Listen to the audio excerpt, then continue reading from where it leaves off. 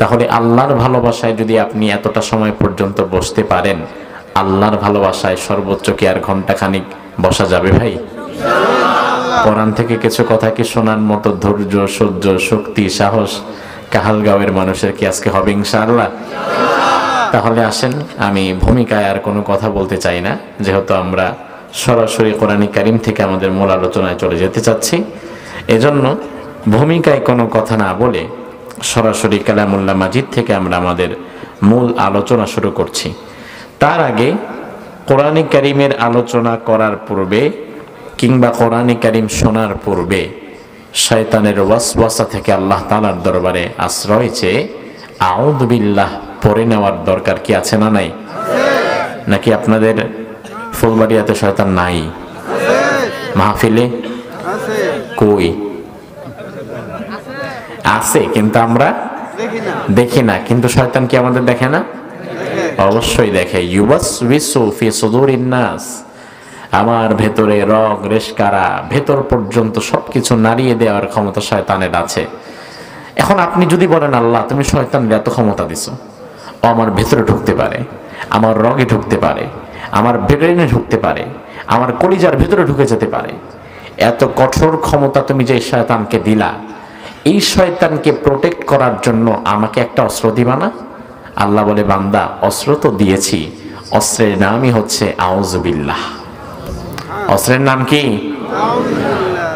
রব্বুল আলামিন কোরআনুল কারীমের মধ্যে বললেন ফাইযা ক্বারাতাল কুরআন ফাস্তাইয বিল্লাহি মিনাশ শাইতানির রাজীম।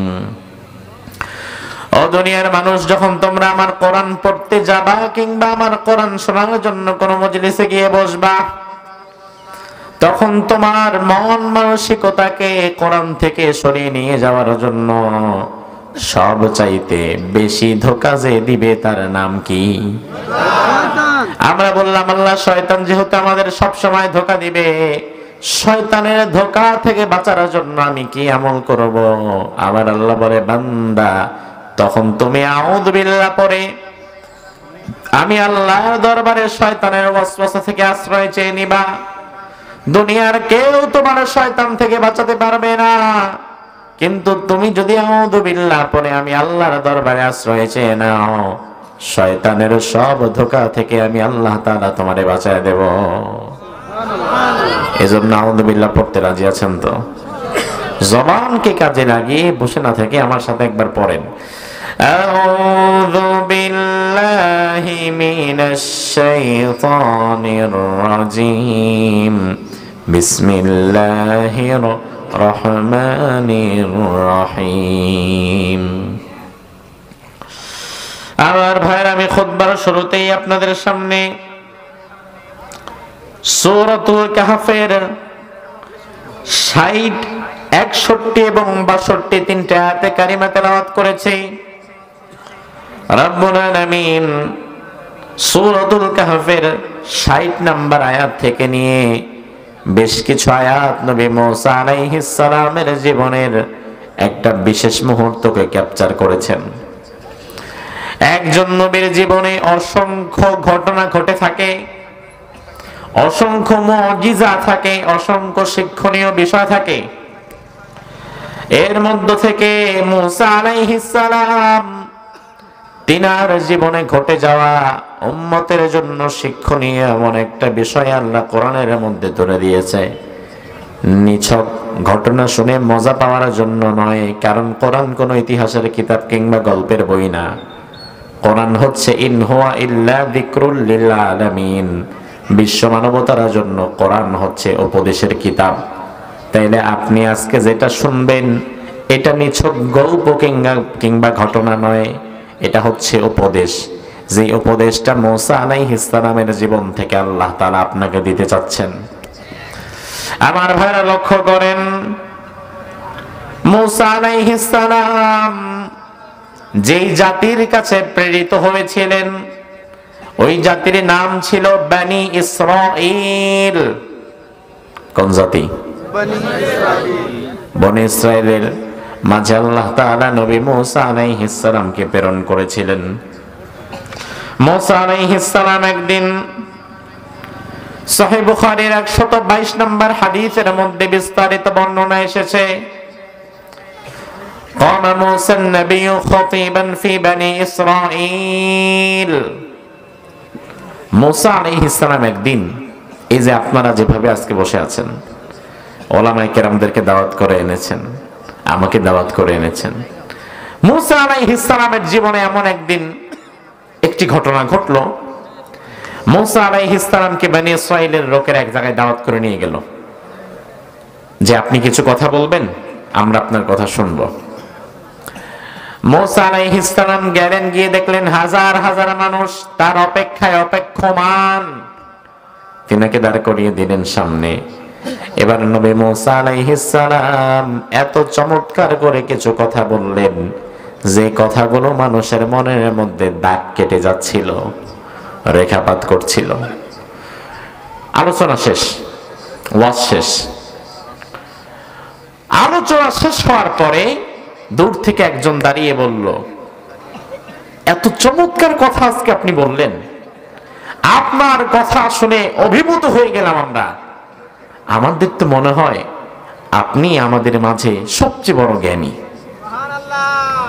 মুসা নবীকে বলা হচ্ছে, দেখেন মুসা নবীকে বলা হচ্ছে, আমাদের তো মনে হয় এত সুন্দর কথা আপনি জানেন। যার জ্ঞান কম সে সুন্দর কথা বলতে পারবে না। যে যত জ্ঞানী তার মুখের ভাষা, তার কথা বলা তত সুন্দর হবে। বলল, আল্লাহ এত চমৎকার কথা আপনি বলেন, আইয়ুন নাসি আ'লাম, মানুষের মধ্যে সবচাইতে বেশি জ্ঞানী কি আপনি নাকি? মুসাকে প্রশ্ন করা হচ্ছে।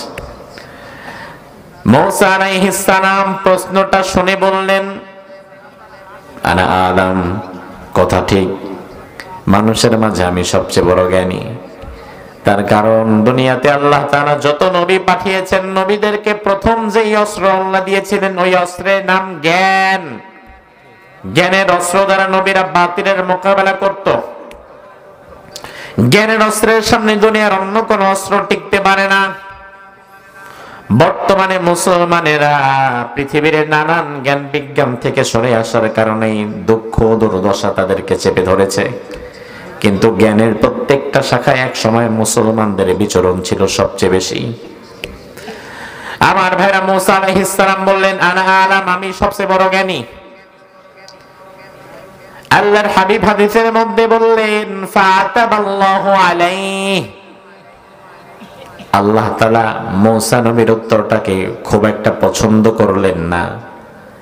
ইদলাম ইয়ারুদ্দাল ইলমা ইলাইহি, কারণ মুসা নবীর উচিত ছিল সবচেয়ে বড় জ্ঞানীকে সেখানে নিজের নামটা না বলে মুসা নবীর বলা দরকার ছিল, আমি জানি না সবচাইতে বড় জ্ঞানীকে, তবে সবচাইতে বড় জ্ঞানীকে সেটা জানেন কে?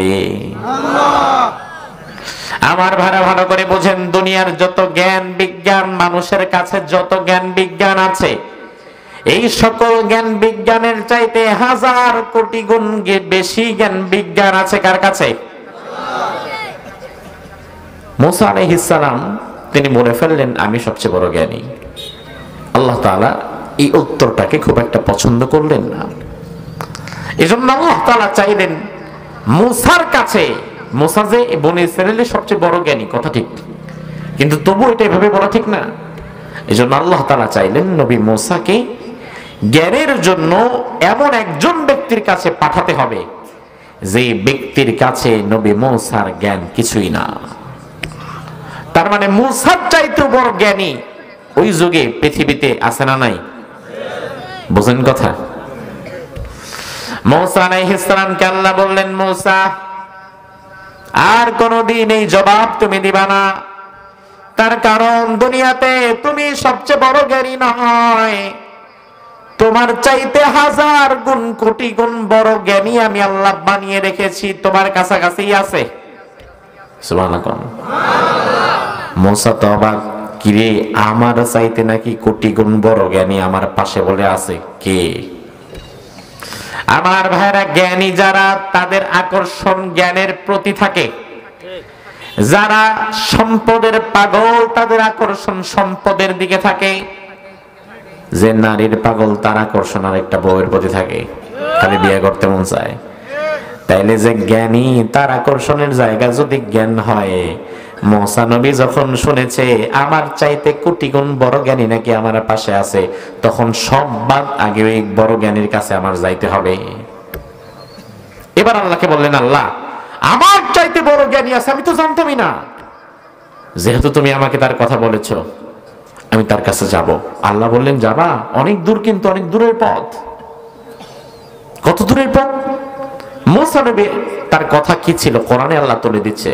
মুসা আলাইহিস সালাম বলছে, ওয়া ইয ক্বালা মুসা লিফাতাহ, মুসা তার সহকর্মী ছিল একজন, ইউশা বিন নুন, তার সফর সঙ্গী সহকর্মী পিএস ইউশা বিন নুনকে মুসা বলল, ইউশা, আল্লাহ বলেছে আমার চাইতে নাকি বড় জ্ঞানী আরেকজন আছে, তার কাছে যেতে হলে যদি আমাকে যুগের পর যুগ সফর করা লাগে। وَإِذْ قَالَ مُوسَى لِفَتَاهُ لَا أَبْرَحُ حَتَّى أَبْلُغَ مَجْمَعَ الْبَحْرَيْنِ أَوْ أَمْضِيَ حُقُبًا। মুসা বলে, ওই মহাজ্ঞানীর সন্ধান পেতে যদি আমাকে যুগের পর যুগ পায়ে হেঁটে সফর করা লাগে, আমি যুগের পর যুগ পায়ে হেঁটে সফর করে হলেও ওই মহাজ্ঞানীর কাছ থেকে কিছু জ্ঞান অন্বেষণ করব। সুবহানাল্লাহ বলবেন না? আপনারা কি যুগের হিসাব বুঝেন? যুগ কয় বছর? এক যুগ। তাহলে মুসা নবী যে বললেন যুগের পর যুগ, এখানে যুগ কি একটা না একাধিক? আপনি যদি এখানে যুগ দুইটাও ধরেন, তারপরেও তো 24 বছর। 24 বছর একজন আল্লাহর পয়গাম্বার পায়ে হেঁটে সফর করতে রাজি হয়ে গিয়েছে শুধু জ্ঞানের কারণে।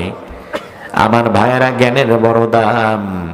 জ্ঞানের কারণে সাহাবায়ে কেরাম দূর দূরান্তে সফর করেছেন। একটা হাদিসের কারণে 1000 কিলোমিটার পথ পাড়ি দিয়েছে এমন তাবেঈ ছিল, এমন সাহাবী ছিল, মাত্র একটা হাদিসের কারণে। এই যে আপনারা আজকে মাহফিলে এসে বসে আছেন, এই যে শুরু হয়েছে মাহফিল সন্ধ্যা থেকে, আরো যদি ঘন্টা খানেক চলে, হাদিস কি এই এত ঘন্টার মধ্যে একটা শুনেছেন নাকি অনেকগুলা? তাহলে আপনি দেখেন, আপনি এসেছেন কয়েক ঘন্টার মধ্যে মিনিমাম 15-20টা হাদিস শুনে ফেলেছেন। আর সাহাবায়ে কেরাম, তাবেঈ, তাবেঈ একটা হাদিসের জন্য, একটা মাত্র হাদিসের জন্য কয়েক হাজার কিলোমিটার পথ পাড়ি দিয়েছে। আমার ভাইরা, কায়েস ইবনে কাসির রাহিমাহুল্লাহ তিনি একজন তাবেঈ। তাবেঈ মানে হচ্ছে যিনি সাহাবীকে পেয়েছে, নবীকে পায় নাই। রাসূল পরবর্তী যুগ সাহাবায়ে কেরামের যুগ, সাহাবায়ে কেরাম পরবর্তী যুগ তাবেঈদের যুগ। তাবেঈ হচ্ছে ওই সকল মানুষ যারা সাহাবীদের সাক্ষাৎ পেয়েছে, নবীর সাক্ষাৎ পায় নাই। এমন একজন তাবেঈ ছিল মদিনায়, নাম হচ্ছে কায়েস ইবনে কাসির। তিনি একবার শুনতে পেলেন রাসূলুল্লাহর একটা চমৎকার হাদিস আছে একজন সাহাবীর কাছে। ওই সাহাবীর নাম হচ্ছে আবু দারদা। তবে ওই সাহাবী এখন আর মদিনাতে থাকে না, ওই সাহাবী চলে গেছে দামেস্কে। মদিনা থেকে দামেস্কের দূরত্ব হচ্ছে 1300 কিলোমিটার। কায়েস ইবনে কাসিরের কানে খবর এলো আবু দারদা যে সাহাবী, ওই সাহাবীর কাছে একটা হাদিস আছে, তবে ওই সাহাবী তো মদিনায় নাই, ওই সাহাবী দামেস্কে। তার মানে আমার থেকে 1300 কিলোমিটার দূরে অবস্থান করছে। কিন্তু কায়েস ইবনে কাসির চিন্তা করলেন 1300 আর 1400 কিলোমিটার না, যেহেতু রাসূলের একটা হাদিস তার কাছে গেলে পাওয়া যাবে, আমি প্রয়োজনে পায়ে হেঁটে দিনকে দিন সফর করে আমি তার কাছে যাব, এরপরে হাদিসের জ্ঞান আমি তার থেকে অর্জন করব। আমার ভাইরা, বিষয়টা একবার লক্ষ্য করেন। মদিনা থেকে কায়েস ইবনে কাসির গাঠি বুকসা বেঁধে ফেললেন, দামেস্কের দিকে রওনা দিলেন।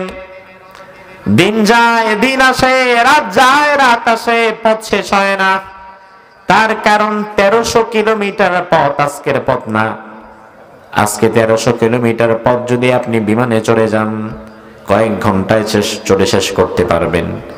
কিন্তু 1300 কিলোমিটার পথ যদি আজ থেকে 1500 বছর আগে আপনি চিন্তা করেন, তাইলে 1300 কিলোমিটার পথ যাইতে মিনিমাম আপনার লাগবে 15 দিন, 1 মাস।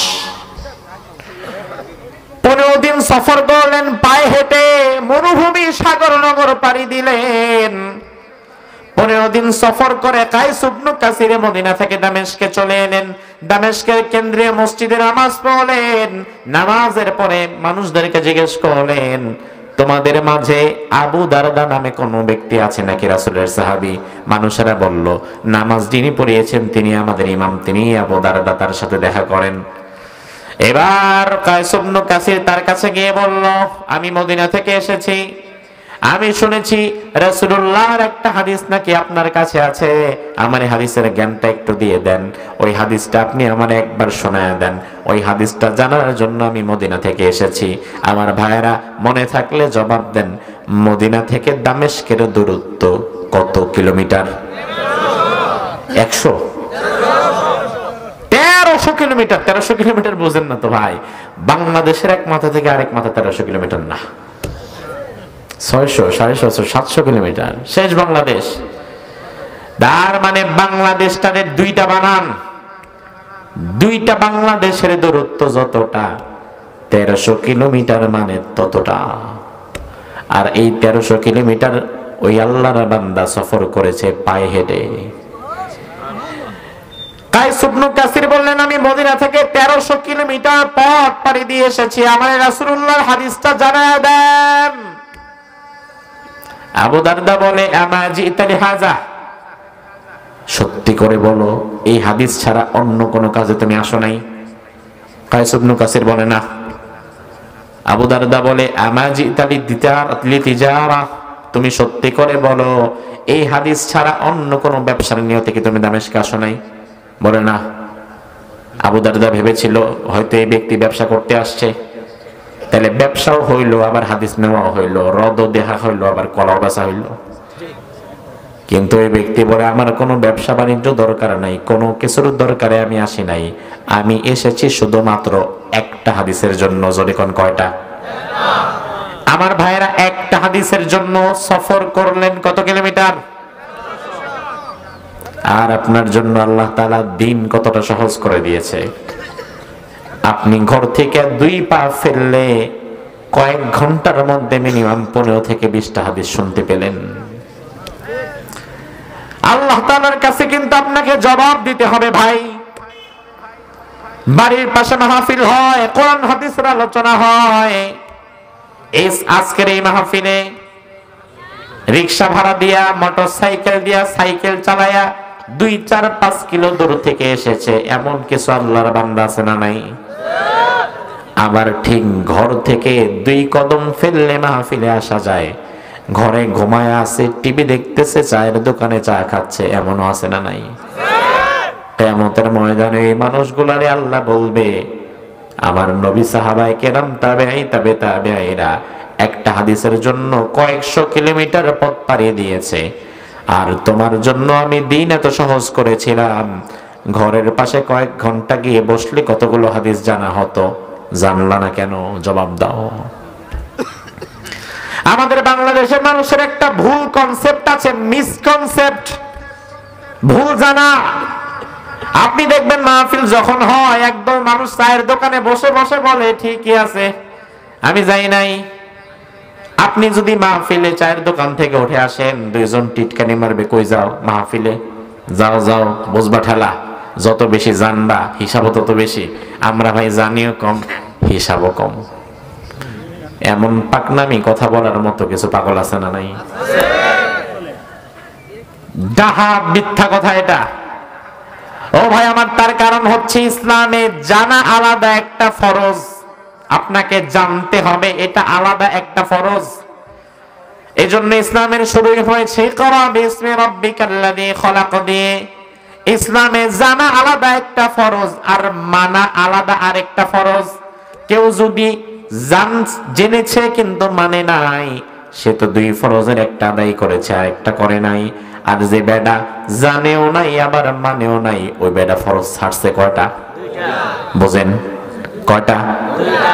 তাইলে মায়ের যদি খাওয়া লাগে, ও তো খাইব ডবল, কারণ ওর 2 ফরজের একটাও হয় নাই, অন্তত আমার তো একটা হয়েছে।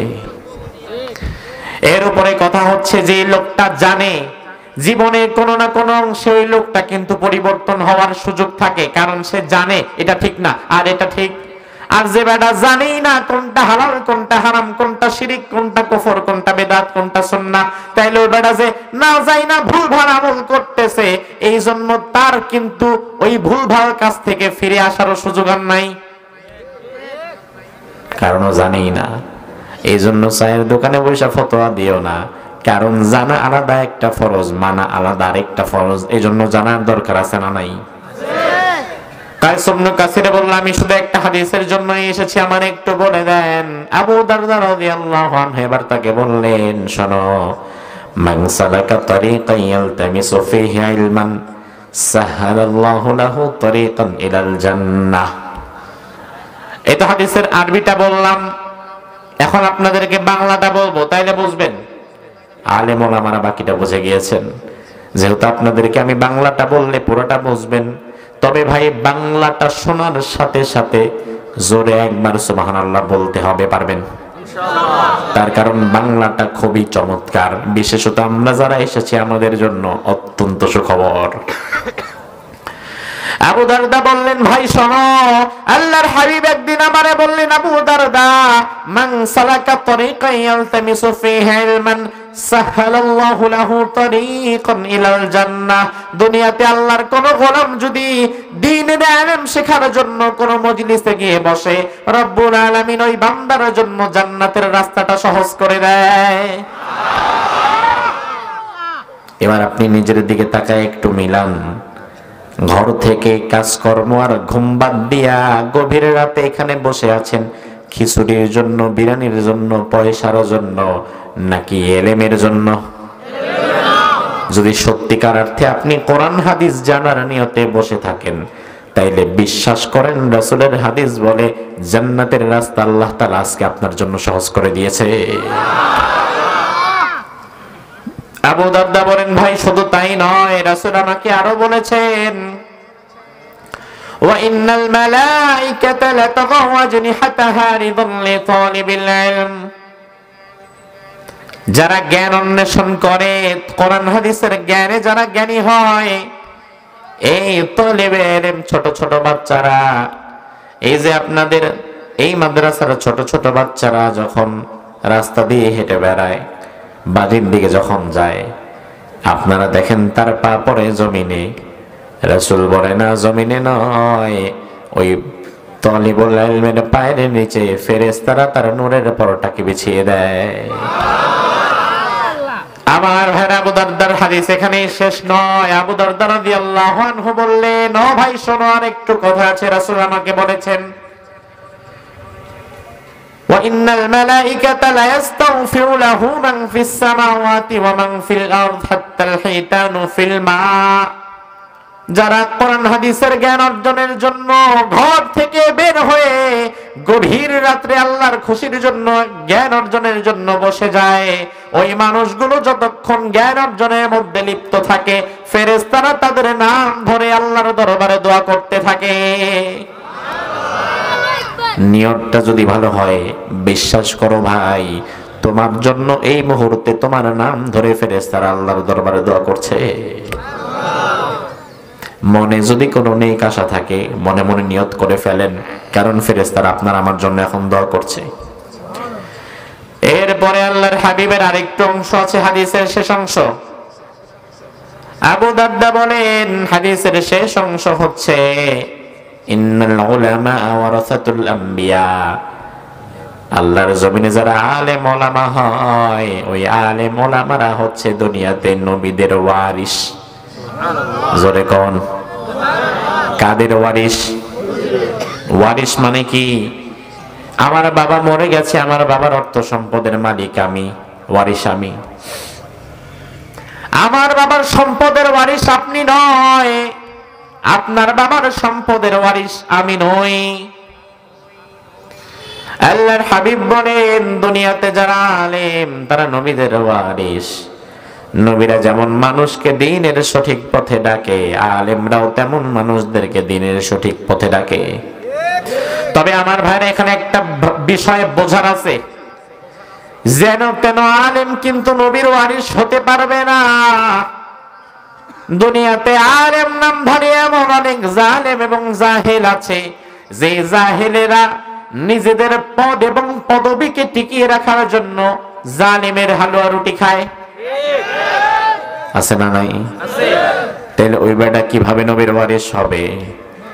নবীর ওয়ারিস দেখতে চাও, তার দিকে তাকায় দেখো, যিনি সারা জীবন কোরআনের দাওয়াত দিয়েছেন। 13 বছর রশি দিয়ে বেঁধে বরিশাল নিয়ে যাওয়া হয়।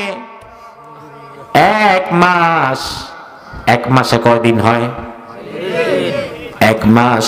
শেখুল হাদিস আল্লামা আজিজুল হক রহিমাহুল্লাহ, আমাদের মামুনুল হক সাহেবের সম্মানিত পিতা, বাংলাদেশে শেখুল হাদিস বলতে আমরা তাকে বুঝি, হাদিসের রাজপুত্র বলতে আমরা তাকে বুঝি।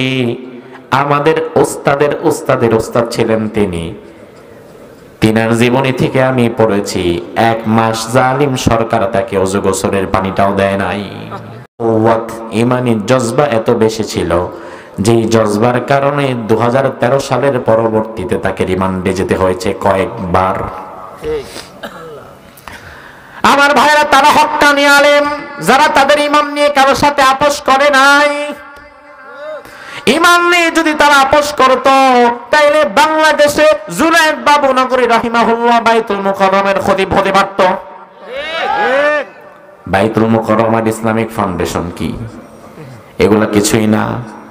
অথচ আমরা বিগত দিনে দেখেছিলাম বাইতুল মুকাররমের খতিব হওয়ার জন্য আর ইসলামিক ফাউন্ডেশনে একটা সস্তা পদ পাওয়ার জন্য কাট্টা জালিম বেকওমি জননী উপাধিও দেওয়া হয়েছিল। আমার ভাইরা, এগুলো তো আমাদের আত্মসমালোচনা এবং ব্যথার জায়গা।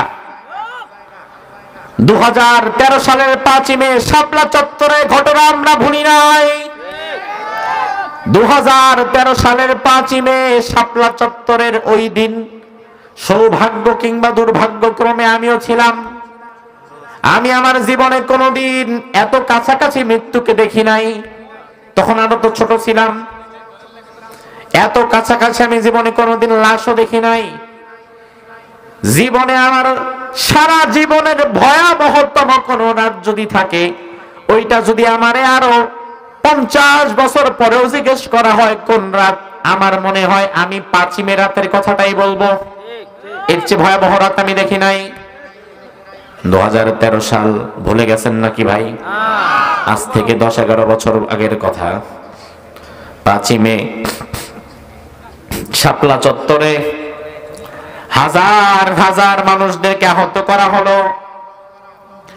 কয়েক শত মানুষকে দুনিয়া থেকে বিদায় করে দেওয়া হলো। মানুষ বললাম আপনাদের বোঝাবার জন্য, কারণ ওই দিন যারা সেখানে শহীদ হয়েছিল আপনাদের ভাষায় তারা হচ্ছে মৌলবী, মোল্লা, হুজুর। জালিমের পতন তো ওই রাতে হয়ে যাওয়ার কথা ছিল, তবে ওই রাতে জালিমের পতন না হওয়ার কারণ কিন্তু আপনারা, তার কারণ ওই রাতে যারা সেখানে শহীদ হয়েছিল আপনারা তাদেরকে মনে করেছিলেন তারা হেফাজতের হুজুর, তারা অমুক দরের হুজুর, হুজুররা গেছে, হুজুররা মরছে, তাতে আমার কি? ও ভাই, ওই দিন যদি আপনারা তাদেরকে শুধু হুজুর না মনে করে যদি মানুষ মনে করতেন, জালিম 2024 পর্যন্ত থাকতে পারতো না, ওই রাতেই পতন হতো। আপনারা তো তাদেরকে হুজুর মনে করছেন, হুজুর মরছে। হুজুরের রক্ত কি রক্ত না? ওই দিন তো বাংলাদেশের কোনো মানুষ কোনো প্রতিবাদ করলো না। মাইরও খাইলাম আমরা, সবকিছুই করলাম আমরা। আমার আল্লাহ তো বলল, দাঁড়া বাংলাদেশি দাঁড়া, আরো 10টা বছর তোদের উপরে জালিম রাখবো।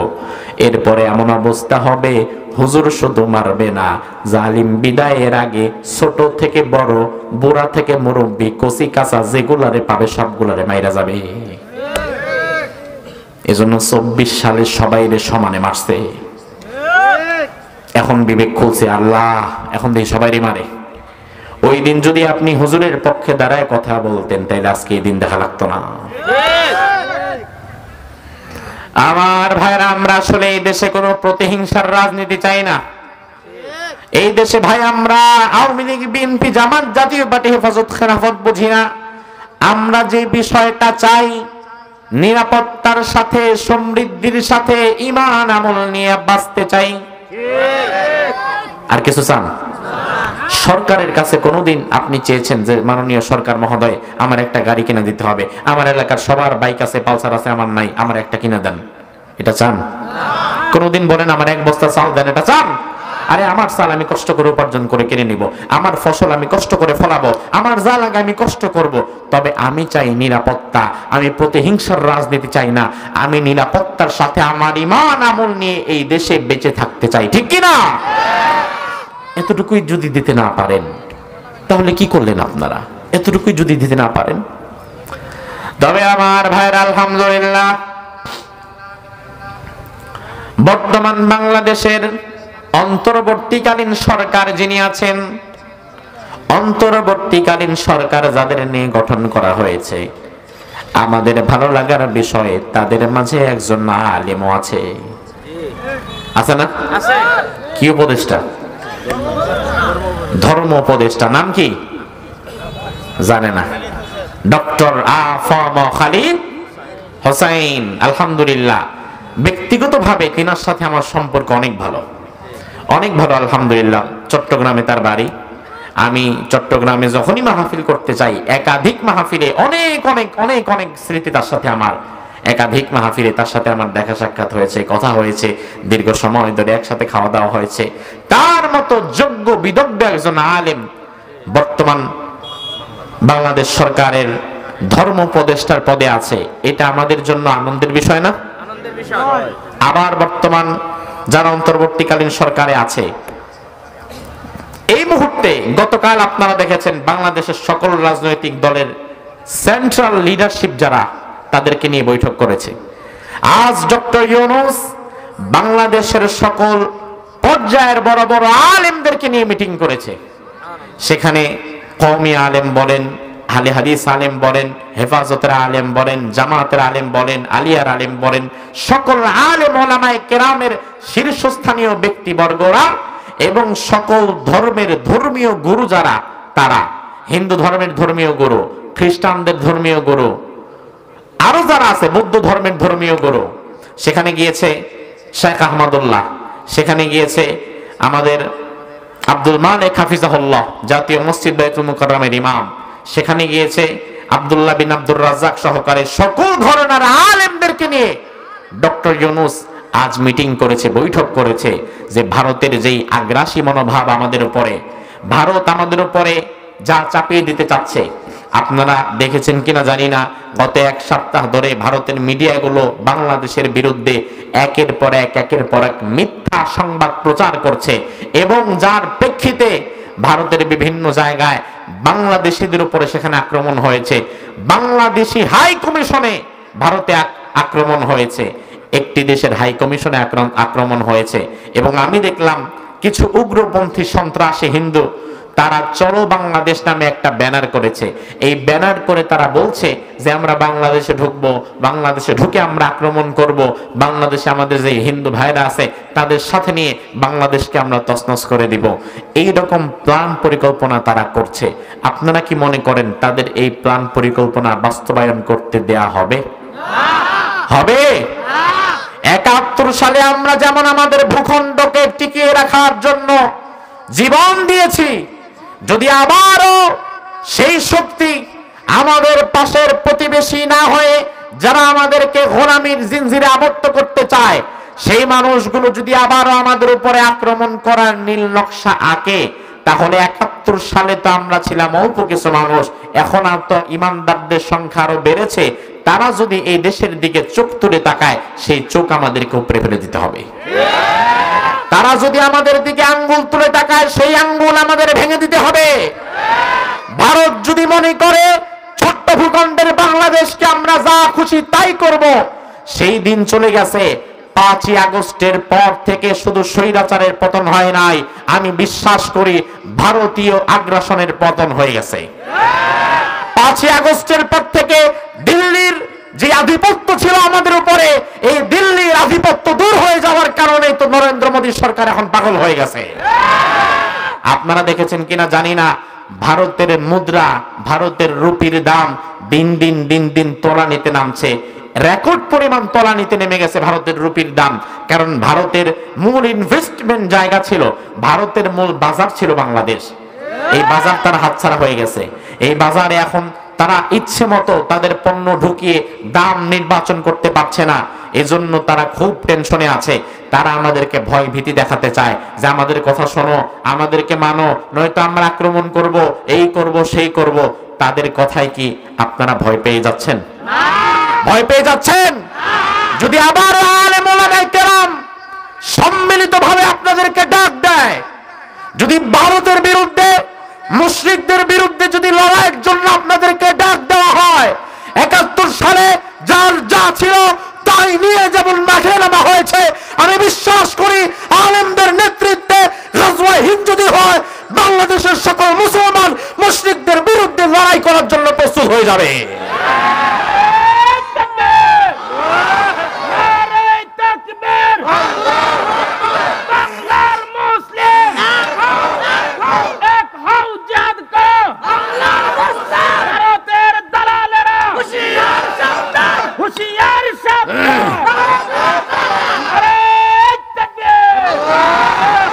ভারতের দালাল আমাদের মধ্যে বাসনা নাই।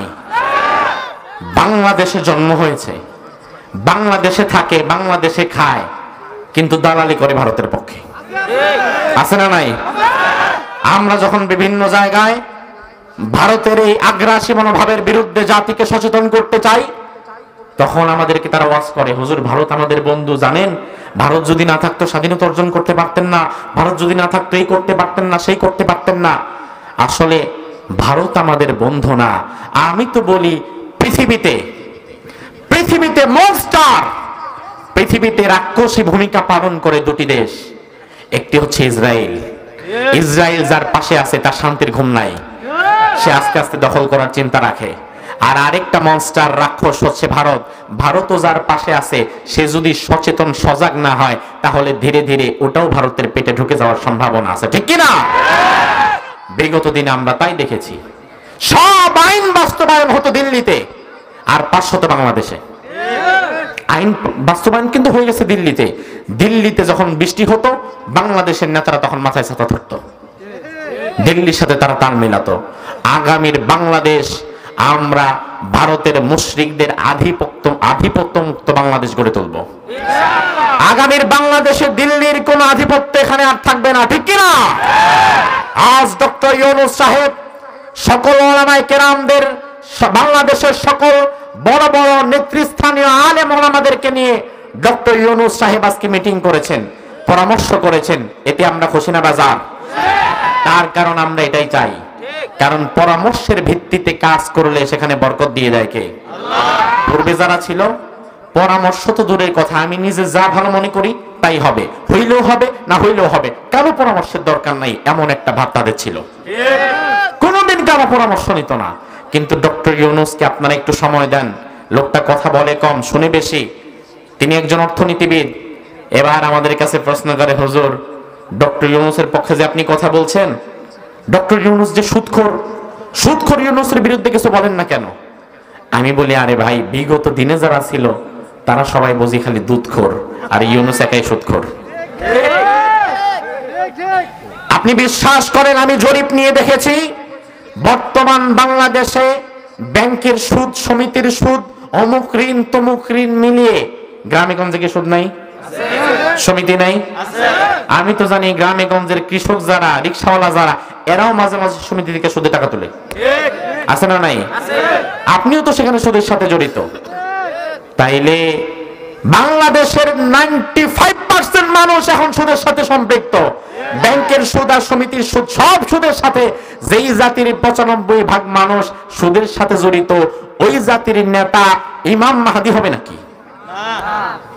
ওই জাতির নেতা তো ইউনূসই হবে। ওই জাতির নেতা ইমাম মাহদী হবে? তুমি আগে নিজেকে পরিবর্তন করো, তুমি সুদ ছাড়ো, তুমি নিজেকে ভালো করো, দেশ অটোমেটিক ভালো হয়ে যাবে, ঠিক কিনা? এত হিংসা রাখবেন না ভাই। সাদাকে সাদা বলেন, কালোকে কালো বলেন, ভালোটাকে গ্রহণ করতে শিখুন। কারণ পরামর্শের ভিত্তিতে আজ ভারতের আগ্রাসী মনোভাবের বিপরীতে গোটা বাংলাদেশে একটি নতুন ঐক্যের দিন এসেছে। যেই ঐক্যে কওমি, আলিয়া, জামাত, হেফাজত, খেলাফত, জমিয়ত, তরিকত, সকল রাজনৈতিক দল, বিএনপি বলেন আর জাতীয় পার্টি বলেন, সকল রাজনৈতিক দল আজ ভারতের বিরুদ্ধে এক সুরে কথা বলছে। এই মুহূর্তে কোন মানুষ কিংবা কোন দল যদি ভারতের পক্ষে দাঁড়িয়ে যায়, আমরা মনে করব ওই বেটা ভারতের দালাল। কারণ বাংলাদেশে বসে, বাংলাদেশে খেয়ে, বাংলাদেশে থেকে ভারতের পক্ষ নিবা, দেশের বিরুদ্ধে নিবা, এটা আমরা কোনোদিন সহ্য করতে পারবো না। আমার ভাইরা লক্ষ্য করেন, মূসা আলাইহিস সালাম আল্লাহর দরবারে বললেন, আল্লাহ ওই জ্ঞানী ব্যক্তি কোথায়? ওই জ্ঞানীর সন্ধান আমাকে দাও। আল্লাহ বললেন, মূসা ওই জ্ঞানীর সন্ধান যদি তুমি পেতে চাও, তাহলে তুমি একটা মাছ সুন্দর করে ভেজে নাও। ওই মাছটাকে ভেজে তুমি তোমার একটা বক্সে রাখো। এই বক্সে বন্দি করে ভাজা মাছটাকে তুমি নিয়ে হাঁটা দাও। হাঁটতে হাঁটতে চলতে চলতে যে পয়েন্টে গিয়ে তোমার ভাজা মাছটা তাজা হয়ে আবার সমুদ্রের মধ্যে নেমে যাবে, ওই পয়েন্টে গিয়ে তুমি ওই বিরাট বড় মহাজ্ঞানীর সন্ধান পেয়ে যাবে। সুবহানাল্লাহ বলেন। আমার ভাইরা ভালো করে বুঝেন, আল্লাহ নিতে বললেন কি? জোরে কম। আবার আল্লাহ বলে দিলেন কিছু দূর যাওয়ার পরে কিন্তু ভাজা মাছটা তাজা হবে। এখন ভাজা মাছ তাজা হওয়া আমাদের জন্য সম্ভব না। আমার ভাইরা, মূসা আলাইহিস সালাম একটা বড় মাছ ভেজে নিলেন, সাথে নিলেন আরেকজন সফর সঙ্গী ইউশা বিন নুন। মূসা নবী আর সফর সঙ্গী ইউশা, ইউশার হাতে মাছের বাটিটা দিয়ে বললেন, এটা রাখো। আর কোনো কথা বললেন না, হাঁটা শুরু করলেন। আমার আল্লাহ আগেই বলে দিলেন, এমন এক জায়গায় আপনাকে যেতে হবে যে জায়গায় দুটি সাগর একত্রিত হয়ে মিলে যায়। মাজমাল বাহরাইন, দুই সাগরের মিলনস্থলে আপনি যখন যাবেন তখনই এই অবাক করা কাণ্ডটা ঘটবে। মূসা আলাইহিস সালাম চলছেন তো চলছেন, তিনি তো শক্তিশালী মানুষ, সহজে ক্লান্তি আসে না। চলছেন তো চলছেন, সামনের দিকে, পেছনে ইউশা, হাতে মাছের বাটি। যেতে যেতে একটা সময়ে নবী মূসা বলে, অনেকটা পথ আমরা চলে এসেছি, এবার আমরা একটু বিশ্রাম নেই, তারপরে আবার রওনা দেই। মূসা আলাইহিস সালাম একটু বিশ্রাম নিলেন। ইউশা বিন নুন তার রানটা বিছিয়ে দিলেন। মূসা আলাইহিস সালাম ইউশার রানের উপরে মাথা দিয়ে একটু ঘুমিয়ে গেলেন। এমন সময় ইউশা বিন নুন, যার হাতে মাছের বাটি, তিনি দেখলেন হঠাৎ করে মাছের বাটির ভেতরে কি যেন আওয়াজ হচ্ছে। হঠাৎ করে মাছের বাটির ঢাকনাটা খুলে গেছে। ভাজা মাছটা চোখের সামনে তাজা হয়ে লাফাচ্ছে। ভাজা মাছ চোখের সামনে তাজা হয়ে একটা লাফ দিয়ে, পাশেই ছিল সমুদ্র, আস্তে করে সমুদ্রের মধ্যে ভাজা মাছটা ঢুকে গেছে। এত আস্তে, সুবহানাল্লাহ। ভাজা মাছ তাজা হয়, এটা কি আপনাদের হাতে হয়? বুঝি না। তাহলে সুবহানাল্লাহ কইতে লজ্জা কিসের ভাই? বলেন সুবহানাল্লাহ। ইউশা বিন নুন এটা দেখে ভয় পেয়ে গেলেন, কি রে হইল কি, এটা জিন নাকি? কারণ ভাজা মাছ যে এখানে এসে তাজা হবে এটা মূসা জানে, ইউশা জানে না। আমি একটা বিষয় জানি, আমাকে একজন বলল, হুজুর একটু পরেই দেখবেন এখান থেকে মাটিটা লাফ দিবে, একটা প্রাণী এখান থেকে উঠবে। আমি যখন জানবো, যদিও আশ্চর্যের বিষয়, কিন্তু জানার পরে আমার একটা মানসিক প্রস্তুতি থাকবে, অন্তত আমি দেখে দৌড় দিব না। কিন্তু আমি যদি না জানি, এমনি তাকায় আছি, বসে আছি, কিছু একটা উঠে এখান থেকে দৌড় দিলে ওইটা যত দূরে দৌড়াবে আমি তার চেয়ে বেশি দৌড়াবো। ইউশা তো জানেই না, কিরে তাজা হইলো কেমনি, আবার চলেই গেল। তিনি ভয় থরথর করে কাঁপতেছিলেন। কিছু সময় পরে মূসা নবীর ঘুম ভেঙে গেছে। মূসা বলে, আচ্ছা চলো সামনের দিকে আগাই। মূসা আলাইহিস সালাম সামনের দিকে আগাতে লাগলেন। ইউশা বিন নুন মূসার পেছনে পেছনে চলতে লাগলেন। মূসা আলাইহিস সালাম এবার ইউশাকে বললেন, আতিনা গাদানা, ইউশা তোমাকে বাটির মধ্যে যে মাছ দিয়েছিলাম মাছটা দাও, ক্ষুধা লেগেছে এবং এখন আমার পথ চলতে খুব বেশি কষ্ট হচ্ছে। আমার ভাইরা ভালো করে বুঝেন, আল্লাহ কিন্তু বলেছিলেন যেখানে মাছ তাজা হবে ওটাই মূলত গন্তব্যস্থল, ওখানেই ওই মহাজ্ঞানী আছে। তাহলে যেখানে শুয়েছিল মাছ, যেখানে তাজা হয়েছিল, ওই পর্যন্ত আসাটা রাস্তা ছিল সঠিক। এখন মাছ চলে যাওয়ার পরে যেই 50 কদম সামনে এগিয়েছে, এই 50 কদমের রাস্তাটা কি সঠিক না ভুল? মূসা বলে, কি ব্যাপার, হঠাৎ এই 50 কদম আসতে আমার তো অনেক কষ্ট হয়ে যাচ্ছে, ক্লান্ত হয়ে যাচ্ছি। লাকাদ লাকিনা মিন সাফারিনা হাযা নাসাবা, আমি ক্লান্ত হয়ে যাচ্ছি। এখান থেকে শিক্ষা নেন, এতটা সময় পর্যন্ত মূসা আলাইহিস সালাম দীর্ঘ পথ পাড়ি দিয়েছে, ক্লান্ত হয় নাই, কারণ পথ ছিল সঠিক, পথ ছিল রবের দেখানো পথ। আর এখন ভুল করে 50 কদমে গিয়েছে, ক্লান্ত হয়ে গেছে।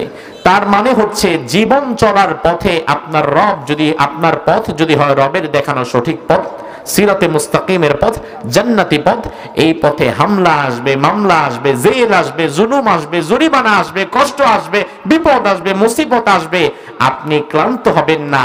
ক্লান্ত হয়ে পড়বেন তখন যখন আপনার পথটা হবে ভুল, শয়তানের দেখানো পথ। মূসা বলে, আমি তো ক্লান্ত হয়ে গেছি, আমার মাছটা দাও একটু খাই। এবার ইউসা বিন নুন বলে, আল্লাহ আমারে মাফ করে দেন স্যার। কেন, কি হয়েছে? নাসিতুল হুদ, আমি তো মাছের কথা ভুলেই গেছি। তার কারণ যেখানে আপনি বিশ্রাম নিয়েছিলেন ওই জায়গায় মাছটা হঠাৎ করে তাজা হয়ে গিয়েছে। আমি মাছের এই কাণ্ড দেখে ভয়ে থরথর করে কাঁপতে কাঁপতে আপনারে যে বলবো এটা বলতে আমি ভুলেই গেছি। মূসা আলাইহিস সালাম বলেন, আরে কি করেছো? যেখানে মাছ তাজা হয়ে গেছে আল্লাহ তো সেখানে আমাকে যেতে বলেছে। এবার তারা দুইজন যেটা করলেন, ফারাতান্দা আলা আসারিহিমা কসাসা, দুইজন আবার তাদের নিজেদের যে পায়ের ছাপ ছিল এই পায়ের ছাপগুলো দেখে দেখে দেখে দেখে যেখানে ঘুমিয়েছিল, যেখানে মাছ তাজা হয়েছিল ওই জায়গাটায় আবার ব্যাক করলেন। ব্যাক করে আশেপাশে খুঁজতে লাগলেন যে মহাজ্ঞানী কোথায়, আমার চেয়ে নাকি বড় একটা জ্ঞানী আছে, কোথায়? খুঁজতে খুঁজতে দেখলেন পাশে একজন মানুষ মুসাজ্জাদ সাউব, অর্থাৎ কাপড় দিয়ে ঢাকা, মানুষটা ঘুমিয়ে আছে, এভাবে ঘুমিয়ে আছে, এভাবে একটা চাদর, চাদরটা দিয়ে এভাবে মুখটা ঢাকা, দেখা যাচ্ছে না। মূসা আলাইহিস সালাম তাকে দেখলেন, চাদর মুড়ি দেওয়া একজন মানুষ শুয়ে আছে। মূসা আলাইহিস সালাম দেখে প্রথমে সালাম দিয়ে দিলেন। কি দিলেন? জোরে কম। সালাম দিয়ে দিলেন। দেখেন ওই মানুষটা কিন্তু মুখ ঢাকা, চোখ ঢাকা। সালাম শুনে এবার চাদরের ওপাশ থেকে উত্তর এলো, বিআন্না আরদিকা সালাম। এখানে তো সালাম দেওয়ার মতো কারো আসার কথা না, তুমি কে যে আমার সালাম দিলা? মূসা বললেন, আনা মূসা। ওই চাদরের ওপাশ থেকে আওয়াজ এলো, মূসা মিন বানি ইসরাইল, তুমি কি বনি ইসরাইলের মূসা নাকি? যেই মূসার আজকে আমার কাছে আসার কথা, তুমি কি সেই নাকি? সুবহানাল্লাহ বলবেন না? দেখেন মূসা নামে যে একজন আছে বনি ইসরাইলে, আর তার যে এখন আজকে আমার কাছে আসার কথা, এটা কি মূসা আসার আগে বলছিল যে ভাই মুরগি একটা জবাই করে আসতেছি কিন্তু আমি, যে ভাত রান্না করে রাখেন ভাই দেখা হবে? না, হঠাৎ করে মূসা তো অবাক, কি রে আমি আসবো, আমি কে, আমার সব ডিটেলস আমি আসার আগে এই বান্দা জানে কিভাবে? তার মানে আল্লাহ যে বলেছে তিনি আসলে মহাজ্ঞানী, তাতে কোনো সন্দেহ নাই। এবার মূসা আলাইহিস সালাম বললেন, হ্যাঁ আমি মূসা, বনি ইসরাইলের মূসা আমি। আপনি কে, আপনার পরিচয় কি? তিনি বললেন, আমার নাম হচ্ছে খজির। কি নাম? যদি আমরা বাংলাদেশে বলি খিজির, খর নিচে আমরা জের দিয়ে দেই, তবে হাদিসের মধ্যে নাম এসেছে খর উপরে জবর দিয়ে খজির। আল্লাহর হাবিব হাদিসের মধ্যে বললেন, ইন্নামা সুম্মিয়াল খদির আন্নাহু ক্বাদ জালাসা আলা ফুরওয়াতিন বাইদা ফাইদা হিয়া তাহতাজ্জু মিন খালফিহি খাযরা। ওই ব্যক্তিকে খজিরের জন্য বলা হতো, খজির মানে সবুজ শ্যামল সতেজ। ওই বান্দাকে খজির নামে জন্যই ডাকা হতো। তিনি যদি কোনো শুকনো মরুভূমির উপরে বসে যেতেন, শুকনো ঠনঠনে মাটির উপরে যদি তিনি পা ফেলতেন, ওই শুকনো ঠনঠনে মাটি থেকে সাথে সাথে তরুলতা ঘাস জন্মাতো। তিনি বললেন, আমার নাম খজির। এবার মূসা আলাইহিস সালাম তাকে বললেন, হাল আত্তাবিউকা আলা আন তুআল্লিমানি মিম্মা উল্লিমতা রুশদা। আল্লাহ রাব্বুল আলামিন এমন কিছু জ্ঞান আপনাকে দিয়েছেন, ওই জ্ঞান অর্জন করার জন্য আমি আপনার কাছে এসেছি। মেহেরবানি করে আপনি আমাকে আপনার জ্ঞান থেকে একটু জ্ঞান দিবেন নাকি? এবার খজির বলে, ইন্নাকা লান তাসতাতিয়া মাইয়া সাবরা, জ্ঞান দেওয়া তো পরের বিষয়, জ্ঞান নিতে পারবা না তুমি। আমি দিতে পারি কি পারি না এটা পরের বিষয়, কিন্তু তুমি তো লোড নিতে পারবা না, তুমি আমার সাথে ধৈর্য ধরতে পারবা না। আমার ভাইরা, এখান থেকে একটা বিষয় ভালো করে মাথায় ঢুকায় রাখেন, জ্ঞান অর্জনের জন্য সবচাইতে বেশি যেটা প্রয়োজন সেটা টাকা পয়সা না, সেটা ক্ষমতা না, সেটা সময় না, সেটা ধৈর্য। যার ধৈর্য নাই ও ব্যক্তি জ্ঞান নিতে পারে না। এই যে ছোট ছোট বাচ্চাদেরকে আপনারা মাদ্রাসায় দিয়ে দেন, মাদ্রাসায় পড়া তো আসলে বস্তুত কষ্টের, কিন্তু ধৈর্য ধরে পড়তে পারে যে জ্ঞান তাকে জ্ঞানী বানিয়ে দেয়। এই যে আপনারা এতগুলো মানুষ এখানে এসে বসে আছেন গভীর রাতে, কোনো খাবার দাবার নাই, টাকা পয়সা নাই, এই গভীর রাতে যে আপনারা বসে আছেন জ্ঞানের জন্য, এই বসে থাকার মাঝেও ধৈর্যের দরকার আছে না নাই? অস্থির প্রকৃতির মানুষ কখনো কোরআন হাদিসের জ্ঞান নিতে পারে না।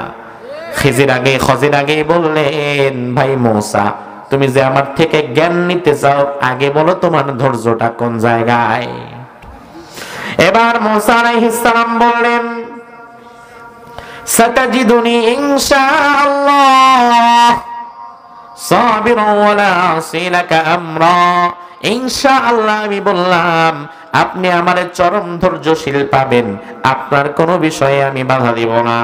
এবার মূসা আলাইহিস সালাম তার সফর সঙ্গী ইউশা বিন নুনকে বললেন, তুমি চলে যাও, আমি তার সাথে থাকবো, জ্ঞান অর্জন করব, তাকে দেখে শিখবো, এরপরে তোমাদের কাছে আসব। এবার মূসা আলাইহিস সালাম এবং খজির দুজন একত্রিত হয়ে সামনের দিকে পথ চলা শুরু করলেন। আমার ভাইরা ভালো করে বোঝেন, জ্ঞানের একটা সফর হবে এখন, ইলমুর রিহলা, জ্ঞানের সফর। এই জ্ঞানের সফরে উস্তাদ হচ্ছেন খজির আর ছাত্র হচ্ছে মূসা। জোরে কোন সুবহানাল্লাহ। উস্তাদ কে? উস্তাদ কে? খজির। আর ছাত্র কে? তবে ছাত্র কিন্তু যেন তেন ছাত্র না, ছাত্র এমন ছাত্র যার মুখের আগে হাত চলে, ছাত্র এমন ছাত্র যার মন মেজাজ খুব খারাপ, চোখের সামনে কোনো অন্যায় দেখলে সহ্য করে না। এই জন্য কিন্তু খজির আগেই বলেছেন ধৈর্য ধরতে হবে, আগে মারতে আসবা না, ধৈর্য ধরো। এবার দুইজন পথ চলা শুরু করলেন। কোরআন আমাদেরকে সেই পথের খবর জানিয়ে দিয়েছে, ফান্তালাকা হাত্তা ইযা রাকিবা ফিস সাফিনাতি খারাকাহা قال أخرقتها لتغرق أهلها لقد جئت شيئا إمرا। যেতে যেতে যেতে যেতে সামনের দিকে একটা সমুদ্র পড়েছে। তৎকালীন যুগে সমুদ্র পাড়ি দেওয়ার জন্য ইঞ্জিন চালিত কোনো নৌযান ছিল না, ডিঙ্গি নৌকা ছিল। মাঝি মাল্লার ওই নৌকা বইয়ে নিয়ে যেত, এটা দিয়ে তাদেরকে সমুদ্র পাড়ি দিতে হতো। কিন্তু সমুদ্র এক পাশ থেকে আরেক পাশে যাওয়ার জন্য যেই টাকা দরকার ছিল, এই টাকা মূসার কাছেও নাই, খজিরের কাছেও নাই। সমুদ্রের কিনারে এসে দাঁড়িয়ে আছে, অনেক নৌকা যায়, কিন্তু পকেটে যেহেতু টাকা নাই, কেউ তাদেরকে নিতে চায় না। এমন সময় রাসূল হাদিসের মধ্যে বললেন, একটা নৌকা সামনের দিক দিয়ে যাচ্ছিল নতুন, ওই নৌকার মাঝি মাল্লা যারা ছিল তারা আবার খজিরকে দেখে চিনে ফেললো। মূসাকে চিনলো না, কিন্তু খজিরকে চিনলো। ফাউরিফাল খজির, খজিরকে চিনলো, চিনে বলল, হুজুর আপনি এখানে? খজির বলল, আমরা দুইজন ওই পাশে যাব, চলেন আমাদের নৌকায় ওঠেন। খজির বলল, আগেই উঠতে পারবো না, আগে আমার কাছে ভাড়া নেই, তার কাছেও নেই, এখন বিনা ভাড়ায় যদি আমাদেরকে নিয়ে যেতে পারো তাইলে বলো, তাইলে উঠবো। ফাহামালুহা বিগাইরি নাউল, রাসূল বললেন ওই মাঝি মাল্লারা মূসা এবং খজিরকে বিনা ভাড়ায় নৌকায় তুলতে রাজি হয়ে গেল, আলিমদেরকে মর্যাদা দিল। এবার মূসা এবং খজির নৌকায় চড়ে বসলো। এই নৌকায় মূসা খজির ছাড়া আরো কিছু যাত্রীও আছে, কারণ এটা তো যাত্রীবাহী নৌকা, পাবলিক বাস, প্রাইভেট কার না। আমার ভাইরা এবার লক্ষ্য করেন, মূসা আলাইহিস সালাম এবং খজির এক কোণায় বসে আছে। মূসা খালি তাকায় তাকায় দেখে, কি জ্ঞানী, কত বড় জ্ঞানী দেখি। এমন সময় আল্লাহর হাবিব বলেন ওয়াজা আসফুর হাত্তা ওয়াকা আলা হারফিস সাফিনা সুম্মা নাকারা ফিল বাহর। একটা চড়ুই পাখি উড়ে নৌকার একটা কিনারে এসে বসলো। কি পাখি বোঝেন? কি পাখি? নৌকার একটা কিনারে একদম মাথার কাছে এসে বসে গেল। সুম্মা নাকারা ফিল বাহর, সমুদ্রের মধ্যে চড়ুই পাখিটা তার ঠোঁটটা দিয়ে একটুখানি পানি তুললো, আবার উড়ে চলে গেল। আমার ভাইরা দেখেন একটা চড়ুই পাখির সাইজই বা কত ছোট্ট একটা চড়ুই পাখি, ঠোঁটটা দিয়ে সমুদ্র থেকে একটু পানি নাড়াচাড়া দিয়ে আবার উড়ে চলে গেছে। এবার খজির মৌসার দিকে তাকায় বলে মৌসা কি দেখলা আর কি শিখলা? কি দেখলাম মানে চড়ুই পাখি আসছে, পানি নাড়া দিছে, আবার চলে গেছে, আবার শিখার শিখির কি আছে? খাজির বলে মৌসা শোনে না, এই যে চড়ুই পাখিটা সমুদ্রের মধ্যে তার ঠোঁট দিয়ে একটু নাড়া দিয়েছে, এতে সমুদ্রের পানি কতটা কমেছে? মৌসা কয় পাগল নাকি? এত বড় সমুদ্র, লক্ষ কোটি কোটি লিটার পানি, যে পানি মাপার কোন যন্ত্র পৃথিবীতে নাই, ওই সমুদ্রের পানি থেকে এই চড়ুই পাখি আর কতটুকু কমাতে পারবে? এটা তো হিসাবের বাইরে। খাজির বলে শোনো মূসা, মা নাকাসা ইলমি ওয়া ইলমুকা ইল্লা মিন ইলমিল্লাহ ইল্লা মিসলা মা নাকাসা হাযাল আসফুর মিনাল বাহর। এই চড়ুই পাখিটা সুবিশাল সমুদ্রের মাঝে তার ঠোঁট দিয়ে যতটুকু পানি কমাতে পেরেছে, অতটুকু পানি হচ্ছে দুনিয়ার সবার জ্ঞান, আর গোটা সমুদ্রের সকল পানি হচ্ছে আল্লাহর জ্ঞান। কি মারাত্মক কথা! সমুদ্রের পানির বিশালতা গভীরতা জানা আছে আমাদের? খাজির বলে সবটা আল্লাহর জ্ঞান, আর চড়ুই পাখি ঠোঁট দিয়ে যে কিঞ্চিত পরিমাণ উঠাতে পেরেছে এটা দুনিয়ার সবার জ্ঞান। এখানে তোমার জ্ঞান, আমার জ্ঞান, সক্রেটিসের জ্ঞান, আইনস্টাইনের জ্ঞান, সবার জ্ঞান এখানে ভাগ করা আছে। সুবহানাল্লাহ। মুসা বলে এভাবে তো ভেবে দেখি নাই, কথা তো সুন্দর। যার কথা যেহেতু সুন্দর, যার কথা সুন্দর তার কাজও কথা কয় না, কাজ খারাপ। আমার ভাইয়ের এবার দুজন সমুদ্রের ওপাশে চলে গেলেন, যাত্রীরা আস্তে আস্তে নেমে গেলেন, মুসাও হঠাৎ করে নামবেন। পুরা যাত্রীরা যখন নামা শুরু করেছেন, এমন সময় খাজির তিনি একটা কাজ করলেন, ওই কাজটা আল্লাহ কোরআনের মধ্যে তুলে দিয়েছে। তিনি হঠাৎ করে ফিস সাফিনাতি খরাকাহা, খাজিরের হাতে একটা বড় লাঠি ছিল, লাঠি দিয়ে নৌকার মাঝ বরাবর একটা জোরে বাড়ি দিলেন। বাড়ি পড়ার সাথে সাথে নৌকার পাটাতন ফেটে বলকের মতো পানি ওঠা শুরু করলো। মূসা আলাইহিস সালাম দেখে চুপ থাকতে পারলেন না। তিনি বললেন, আখরাকাতাহা লিতুগরিকা আহলাহা, আপনারা তো ভালো মনে করছিলাম, কথা সুন্দর ভাবছিলাম, কাজও সুন্দর, কিন্তু কথার সাথে তো কাজের মিল নাই। গরিব মানুষের নৌকা, আমি মূসা সুদ্দা নৌকার মধ্যে বসে আছি, ধাম করে নৌকাটা ফোটা করে দিয়েছেন, সবগুলো ডুবায় মারবেন নাকি মিয়া? লাকাদ জিতা শাইআন ইমরা, এত জঘন্য কাজ আমি কাউরে করতে দেখি নাই, আপনি বলে আবার জ্ঞানী।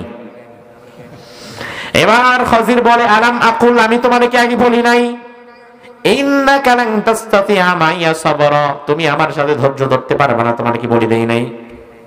মূসা কয়, ও আচ্ছা ভুলে গেছিলাম, কথা বলা তো নিষেধ ছিল, যান বাদ দেন, বলে ফেলছি, রাগের মাথায় কিছুই করার নাই, চলেন সামনে আগাই। এবার খাজির এবং মূসা সামনের দিকে চলতে লাগলো। কিছু দূর যাওয়ার পরে যেটা ঘটলো কোরআনুল কারীমে আল্লাহ বলে দিয়েছেন, হাত্তা ইযা লাকিয়া গুলামান ফাকাতালাহু قال أقتلت نفسا زكية بغير نفس لقد جئت شيئا نكرا। দুজন যাচ্ছিলেন খোলা একটা মাঠ, বিকেল বেলা বাচ্চারা খেলাধুলা করছে, একটা খুব সুন্দর বাচ্চা, দেখতে খুব সুন্দর, সবার সাথে মিলেমিশে খেলছে। খাজির বললেন, এদিকে আসো বাবা, এদিকে আসো। আসছে, জি বলেন। সাথে সাথে খাজির কোমর থেকে তলোয়ারটা বের করে ওই বাচ্চার পেটের মধ্যে ঢুকাই দিছে। আচ্ছা, আপাত দৃষ্টিতে দেখে কি মনে হয়, কাজটা কি ভালো না খারাপ? কথা কয় না, ভালো না খারাপ? মূসা আগে নৌকা ফোটা করছে, তাতে এরা কন্ট্রোল করতে পারে নাই, এবার তো বাচ্চা বানিয়ে ফেলছে। মূসা এবার বলে লাকাদ জিতা শাইআন নুকরা, কি করলেন এটা আপনি? আস্তাগফিরুল্লাহ, নৌকা ফোটা করছিলেন, ওটা তো তাও জরিমানা দিয়ে শান্ত করা যায়, আপনি তো একটা বাচ্চাকে মেরে ফেললেন। সি, এত জঘন্য কাজ আপনার। খাজির আবার বলছে আলাম আকুল লাক, আমি কি তোমাকে বলি নাই ইন্নাকা লান তাসতাতিআ মাইয়া সাবরা, তুমি আমার সাথে ধৈর্য ধরতে পারবা না?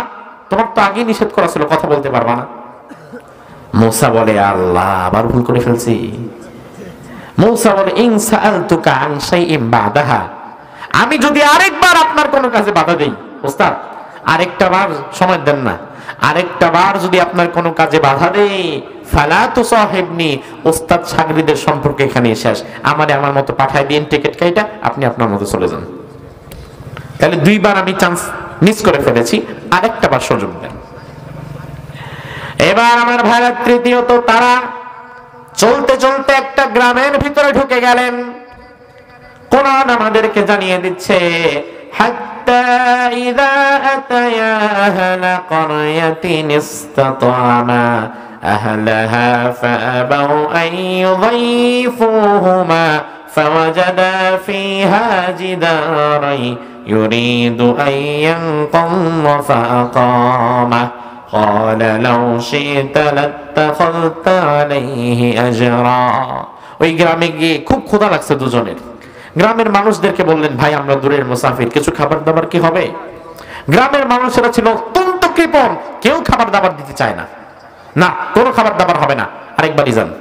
ওই বাড়ি থেকে বলে মাফ করেন, কেউ একটুকু পানিও দেয় না। মূসার মেজাজ খারাপ, কিপটা এলাকা নাকি রে, পানিটাও খাওয়া হয় না, একটু চা বিস্কুটও দিতে পারে, তাও দেয় না, কিছু দেয় না। যেতে যেতে দেখে ওই গ্রামের একজনের ঘরের দেয়ালটা হেলে পড়েছে। খাজির বলে মূসা এক কাজ করি না ভাই, চলো এই দেয়ালটা আমরা মেরামত করে দেই। বলে দাঁড়ান, মেরামত করবো, ঠিক আছে, তবে বিনিময় দিবে কি? টাকা দিবে না খাইতে দিবে? না, টাকাও লাগবে না, খাওয়া লাগবে না, আমরা স্বেচ্ছাশ্রম দিব, এমনিতেই মেরামত করে দিব। মূসা কয় তাহলে আপনি করেন, আমার দরকার নাই, পেটে ভাত নাই, ক্ষুধা লাগছে, খাবার দেয় না, এই গ্রামের মানুষ অত্যন্ত কিপটা, হুদাই তাদের কাজ করব, এত মাগনা কামে আমি নাই। খাজির বলে মূসা তোমার কিন্তু নিষেধ ছিল আমার সাথে 3 নাম্বার বারে তর্ক করা, কথা বলা। মূসা বলে আচ্ছা ঠিক আছে, আপনার সাথে দেয়ালটা মেরামত করে দিব, এরপরে আর আমি আপনার সাথে থাকবো না, আপনি আপনার মতো থাকেন, এখানে থাকলে তো ভাতে মরা লাগবে। মূসা এবং খাজিরের সাথে মিলে দেয়ালটাকে দাঁড় করিয়ে দিলেন, কাজ করলেন, একটা পয়সাও নিলেন না, খাবারও নিলেন না। এবার মূসা আলাইহিস সালাম বলেন আমি চলে যাব, আমারে বিদায় দেন। খাজির বলে হাযা ফিরাকু বাইনি ওয়া বাইনিক, তোমার মধ্যে আর আমার মধ্যে এখান থেকেই যাত্রা বিচ্ছিন্ন। তবে সাউনাব্বিউকা বিতাউইলি মা লাম তাসতাতি আলাইহি সাবরা, যে 3টা জঘন্য কাজ তোমার দৃষ্টিতে মনে হয়েছে জঘন্য, যেটা আমি করেছি, ওই 3টা কাজের গোপন রহস্য এখন আমি তোমারে জানায় দিব। আর ওই 3টা গোপন রহস্য যদি না জানায় দেই, সারা জীবন তুমি মনে মনে আমারে দোষ দিবা, এই জন্য আমি তোমারে জানায় দিব, এরপরে তুমি চলে যাও। বলে হ্যাঁ জানান। খাজির বলে আমি কি কি যেন করেছিলাম? মূসা বলে 1 নাম্বার, আপনি গরিব অসহায় মানুষদের ভালো একটা নৌকাকে ফোটা করে দিয়েছিলেন, অত্যন্ত খারাপ কাজ। এবার খাজির বলে শোনো তাহলে, আম্মাস সাফিনাতু ফাকানাত লিমাসাকিনা ইয়ামালুনা ফিল বাহর ফাআরাদতু আন আ'ইবাহা ওয়া কানা ওয়ারাহুম মালিকুন ইয়াখুযু কুল্লা সাফিনাতিন গাসবা। সুবহানাল্লাহ। নৌকার ব্যাপার ছিল এই, ওই নৌকায় আমরা যখন ছিলাম, আমি আমার জ্ঞানের দৃষ্টিতে দেখতে পেলাম নৌকাটা যেই ঘাটে ফিরবে ওই ঘাটে একজন জালিম বাদশা দাঁড়িয়ে আছে। ওই জালিম বাদশা ওই ঘাটে দাঁড়ানোর কারণ হচ্ছে যতগুলো নিখুঁত এবং সুন্দর নৌকা এই ঘাটে নোঙ্গর করবে, প্রত্যেকটা নিখুঁত এবং সুন্দর নৌকাগুলো ওই জালিম বাদশা নিয়ে যাবে, হাইজাক করবে। আর ওই নৌকা যদি দিতে রাজি না হয় তাহলে মাঝিদেরকে মেরে নিয়ে যাবে, ডাকাতি করবে। কিন্তু যেই নৌকাগুলো খুঁতযুক্ত, ত্রুটিযুক্ত, যেই নৌকাগুলো ভাঙাচোরা অথবা পুরনো হয়ে গেছে, ওই নৌকাগুলো সে নিবে না, ছেড়ে দিবে। এজন্য আমি দেখলাম এই গরিব মানুষগুলো নৌকা দিয়ে তাদের জীবন জীবিকা নির্বাহ করে। আজকে নিখুঁত নৌকা, সুন্দর নৌকাটা যদি এই জালিম বাদশার নজরে পড়ে, জালিম বাদশা দেখা মাত্র এই নৌকাটাকে নিয়ে যাবে, দিতে যদি রাজি না হয় মেরে নিয়ে যাবে। এজন্য আমি চিন্তা করলাম নৌকাটাকে ফুটা করে একটু ত্রুটিযুক্ত করে দেই, যেন এই ত্রুটিযুক্ত নৌকাটাকে আর নিতে রাজি না হয়। এই জন্য বাড়ি একটা মাইরা নৌকাটারে ফাটায় দিছি, যেন আজকে একটু ত্রুটিযুক্ত হলেও আগামীকাল সকালে আবার নতুন করে একটা তক্তা লাগায়া আবার নতুন ভাবে যেন যাত্রী আনা নেওয়া করতে পারে। আপনারা এবার জবাব দেন, কাজটা কি খারাপ হয়েছে না ভালো হয়েছে? মুসা আলাইহিস সালাম বলেন, বিষয়টা কি তাই নাকি? বলে অবশ্যই তাই, খোঁজ নিয়ে দেখো তুমি। মুসা নবী কয়, বিষয় যদি এটাই হয় তাইলে আমারে বললেন না কেন? আমি আরেকটা ফোঁটা করতাম। তো অসাধারণ কাজ করছেন, আল্লাহ কত ভালো কাজ আপনি করছেন জানেন। আমি থাকলে তো আমি আরো কয়েকটা ফোঁটা করে দিয়ে আসতাম। আমার ভাইরা, মুসা বলে আচ্ছা বাদ দেন, নৌকার হিসাব তো গেল, আরো হিসাব আছে কয়টার মনে আসেনি? 2 নম্বরে খজির কি করেছিল?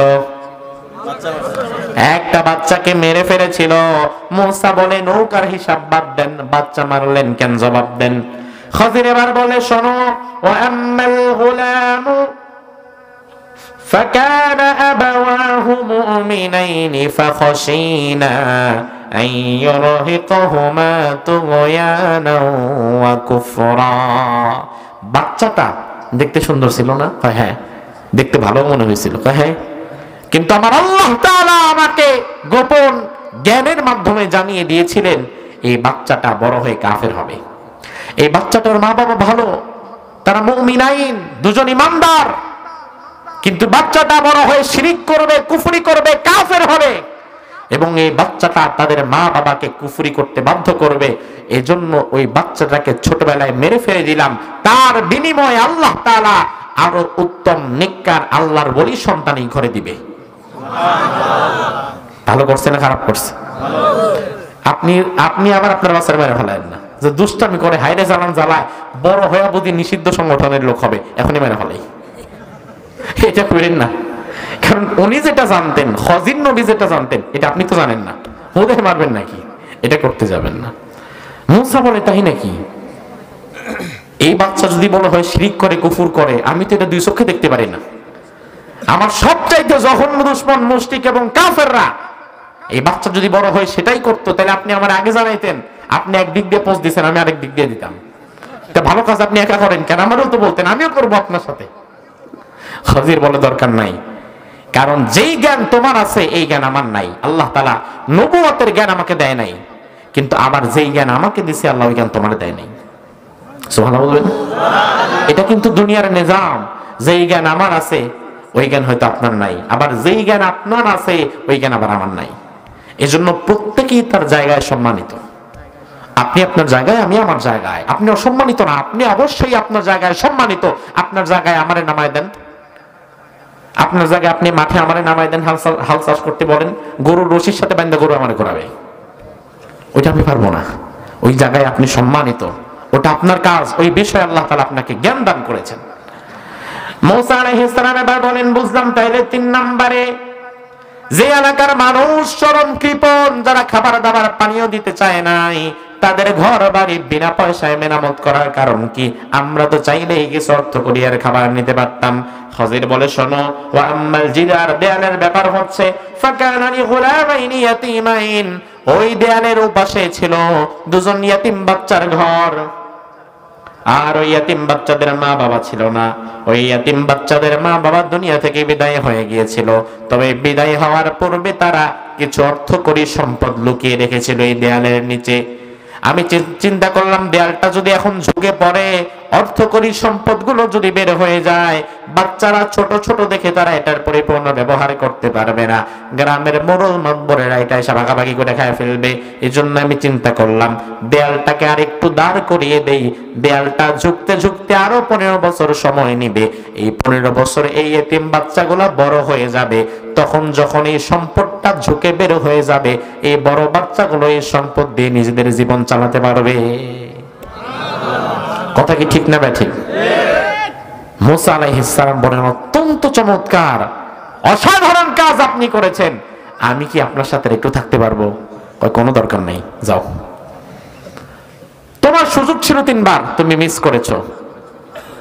রাসূল এই হাদিসটা সাহাবায়ে কেরামের সামনে বললেন, বলার পরে রাসূল এবার সাহাবীদেরকে বললেন, সাহাবীরা ইয়ারহামুল্লাহু মুসা লাউ আদিদনা লাউ সাবারা হাত্তা ইউকাসসা আলাইনা মিন আমরিহিমা। আল্লাহ মুসা নবীর প্রতি রহম করুক। আহারে, মুসা যদি আরেকটু ধৈর্য ধরতো তাইলে আমরা আরো আশ্চর্যজনক কিছু বিষয় জানতে পারতাম।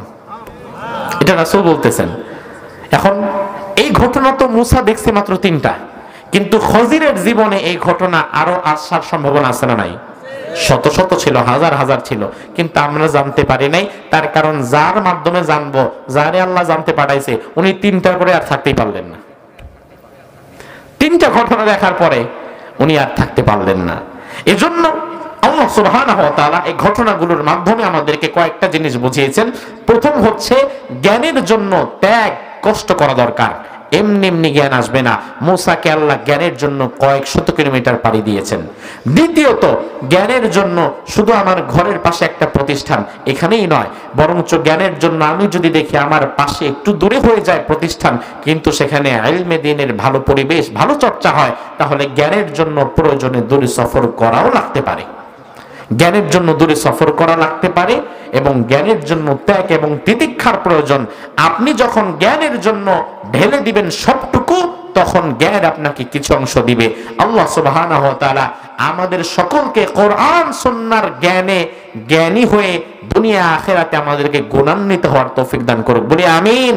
হাযা মা ইনদি ওয়াল ইলমু ইনদাল্লাহ আলাইহি তাওয়াক্কালতু ইলাইহি উনীব। ভাই, আমরা এখন মোনাজাত করব, দুরূদ শরীফ পড়েন। আর এর মাঝে আপনারা নাকি অনেকেই পরে এসেছেন, যদি মনে করেন আপনারা আরো কিছু দেওয়ার বাকি আছে, যেহেতু একটা দ্বীনি প্রতিষ্ঠান, আমরা তো কখনো কালেকশন করি না বা বলিও না, কিন্তু যেহেতু এটা একটা মাদ্রাসা, এই মাদ্রাসাগুলো আমাদের সকলের সম্মিলিত প্রতিষ্ঠার মাধ্যমে চলবে। আমাদের চেষ্টা অর্থ করে এখানে দান করব। মোনাজাতের আগে মেহেরবানি করে কেউ যদি কিছু দিতে চান, 500, 1000, 200 আপনারা দান করে যাবেন। আমরা আজকে সবার জন্য দোয়া করব। একটু দুরূদ শরীফ পাঠ করেন, দুরূদ শেষ হওয়ার মধ্য দিয়ে আমরা মোনাজাত করব ইনশাআল্লাহ। জি, যারা যারা দিতে চান ইনশাআল্লাহ সকলে একটু তাড়াতাড়ি টাকাগুলো পৌঁছায় দিবেন, অল্প সময়ের ভিতরে হুজুর দোয়া করে দিবেন ইনশাআল্লাহ। অনেকেই পরে আসছেন, অনেকেই বাজার থেকে আসছেন, মাশাআল্লাহ। একজন 1000 টাকা আল্লাহ তাআলা কবুল করুন, সকলেই বলছে আমিন। আরেকজন 100 টাকা আল্লাহ তাআলা, আরেকজন 500 টাকা আল্লাহ তাআলা প্রত্যেকের দানকে কবুল করুন, সকলেই বলে আমিন। আসলে সকলের নাম বলা সম্ভব না, আলহামদুলিল্লাহ। যে যা পারি আমরা সকলে ইনশাআল্লাহ শেষ মাহফিলের জন্য, মাদ্রাসার জন্য ইনশাআল্লাহ মুক্ত হস্তে দিয়ে যাব। আল্লাহ তাআলা প্রত্যেকের দানকে কবুল করুন, সকলেই বলি আমিন। মাশাআল্লাহ, 1000 টাকা দিব আমার তরফের টাকা, 500 টাকা দিছে, আর 500 টাকা পরে দিবে ইনশাআল্লাহ। হায়দার মামা 1000 টাকা দিছে, আল্লাহ তাআলা ওনার দানকে কবুল করুন, সকলে বলে আমিন।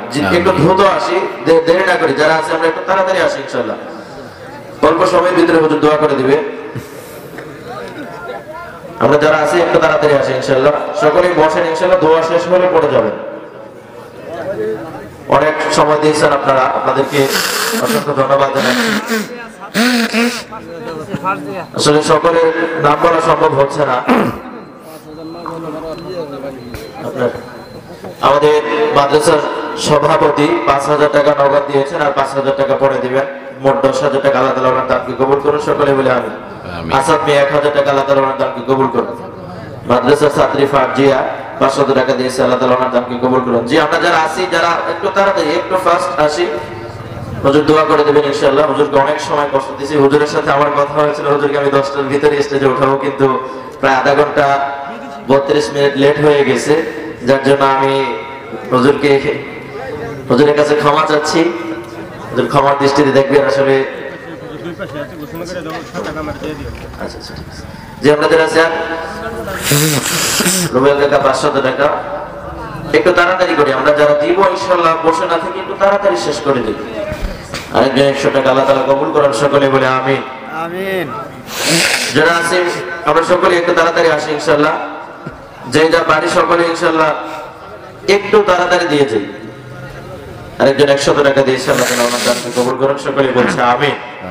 যারা যারা আমাদের মাদ্রাসার জন্য সাহায্য সহযোগিতা করলো, অর্থ দিয়ে, বুদ্ধি দিয়ে, শ্রম দিয়ে, মেধা দিয়ে, আল্লাহ তাআলা প্রত্যেকের এই শ্রম, দান এবং মেধা দিয়ে যারা সাহায্য সহযোগিতা করেছে, প্রত্যেকে যে যেইভাবে সাহায্য করেছে, প্রত্যেকের সাহায্য সহযোগিতাকে আল্লাহ তাআলা কবুল করুন, সকলেই বলছে আমিন আমিন। যে একটু তাড়াতাড়ি আসি, আমরা যারা দিচ্ছি একটু তাড়াতাড়ি আসি ইনশাআল্লাহ। যাই হোক, আপনারা অনেক সময় ধৈর্যের পরিচয় দিয়ে আমাদের সাথে ছিলেন এবং আমাদের হুজুর যথাসময়ে উপস্থিত হয়েছেন আরো অনেক আগেই। তো হুজুরকে দিতে আমরা একটু লেট করেছি, দেরি করেছি। যাই হোক, আরো অনেকেই দিতেছেন। তো যারা যারা দান করলেন, আল্লাহ তাআলা প্রত্যেকের দানকে কবুল করুন এবং আমাদের যাদের ময়মুরব্বী অন্ধকার কবরে আছে, আল্লাহ তাআলা যেন প্রত্যেকের কবরকে জান্নাতের বাগান করুন। বিশেষ করে আপনারা সকলে মাদ্রাসার জন্য, এই মাদ্রাসার উস্তাদ যিনারা আছে ওনাদের জন্য, এবং যারা এই মাদ্রাসার প্রতিষ্ঠা করেছে তাদের জন্য, এবং যারা অক্লান্ত পরিশ্রম করে এই মাদ্রাসাকে গড়ে তুলেছে তাদের সকলের জন্য দোয়া করবেন। আল্লাহ তাআলা যেন এই মাদ্রাসাকে কিয়ামত পর্যন্ত কবুল করেন, সকলে বলে আমিন। এখন হুজুর দোয়া করে দিবেন, আমরা সকলেই দরুদ শরীফ পড়ি। اللهم آمين. لا إله إلا هو الحليم سبحان ربك رب العرش العظيم. اللهم لا مانع لما أعطيت ولا معطي لما منعت ولا ينفع ذا الجد منك الجد. اللهم صل وسلم على نبينا محمد صلى الله عليه وعلى آله وأصحابه وبارك وسلم. ربنا ظلمنا أنفسنا وإن لم تغفر لنا وترحمنا لنكونن من الخاسرين. ربنا آتنا في الدنيا حسنة وفي الآخرة حسنة وقنا عذاب النار. رب ارحمهما كما ربياني صغيرا. রব্বুল আলামিন সারা জীবনের গুনার বোঝা কাঁধে নিয়ে, লজ্জিত চেহারা নিয়ে, গুনামাখা হাত নিয়ে ঐতিহ্যবাহী জেলা ময়মনসিংহের ফুলবাড়িয়া দারুল কোরআন আইডিয়াল মাদ্রাসার উদ্যোগে কোরআনের এই তাফসীরের আয়োজন থেকে গভীর রজনীতে তোমার দরবারে আমরা ভিক্ষার হাত তুলে দিয়েছি। মেহেরবানি করে তুমি আমাদের জিন্দেগির গুনাহ খাতা সমূহ মাফ করে দাও রব্বুল আলামিন। আজকের দান সাদাকা, নামাজ, জিকির, আজকার সহকারে সারা জীবন যা ভালো আমল করেছি, ভুল ভ্রান্তি মাফ করে তুমি তোমার শাহী দরবারে কবুল করে নাও রব্বুল আলামিন। আমরা যারা হাত উত্তোলন করেছি, কে কোন নিয়তে আমিন আমিন বসে আছে জানি না, প্রত্যেকের মনে যায় আশাগুলোকে আল্লাহ তুমি কবুল করে নাও আল্লাহ রাব্বুল আলামিন। বিশেষত যে মাদ্রাসার উদ্যোগে আজকের এই আয়োজন, গ্রামের ভেতরে একটি জ্বলন্ত প্রতিষ্ঠান রব্বুল আলামিন, একটি প্রতিষ্ঠানের কত কিছু দরকার হয় আল্লাহ তাআলা এই দ্বীনি মাদ্রাসার জন্য যা যা প্রয়োজন, সকল প্রয়োজনের আয়োজন আল্লাহ তাআলা তুমি করে দাও রব্বুল আলামিন। এই মাদ্রাসার মুহতামিম সাহেব আমাদের ইব্রাহিম ভাই, একটি মাদ্রাসা পরিচালনার জন্য যত রকমের যোগ্যতা এবং দক্ষতা থাকা প্রয়োজন, সে সকল যোগ্যতা এবং দক্ষতা তুমি তাকে দান করে দাও। এই মাদ্রাসা থেকে যেন ভবিষ্যতে দেশভরের আলেম ওলামায়ে কেরাম বের হতে পারে, সেই জন্য আল্লাহ তাআলা তুমি এই প্রতিষ্ঠানকে কবুল করে নাও রব্বুল আলামিন। আমরা যারা হাত তুলেছি, আমাদের অনেকের মা নাই, অনেকের বাবা নাই, মা হারা বাবা হারা যত সন্তান আজকে হাত তুলেছে, প্রত্যেকের পিতা মাতার কবরটাকে তুমি আল্লাহ জান্নাতের বাগান বানায়া দাও। যাদের পিতা মাতা বেঁচে আছেন, খায়াত দারাজ করে দাও। সন্তানের বাবা যারা আমার সঙ্গে আজকে হাত তুলেছে, প্রত্যেকের সন্তানদেরকে চক্ষু শীতলকারী জান্নাতি সন্তান বানিয়ে দাও। এই বাংলাদেশের উপর তুমি তোমার খাস রহমত নাজিল করে দাও। বহির্বিশ্বের সকল অপশক্তি, ভারতের সকল ষড়যন্ত্র কুটচাল থেকে তুমি আমাদেরকে হেফাজত করে দাও। এই দেশে আমরা যেন সকলে মিলে মিশে একত্রে ঈমান আমলের সঙ্গে থাকতে পারি, সেই তৌফিক আমাদের দান করে দাও।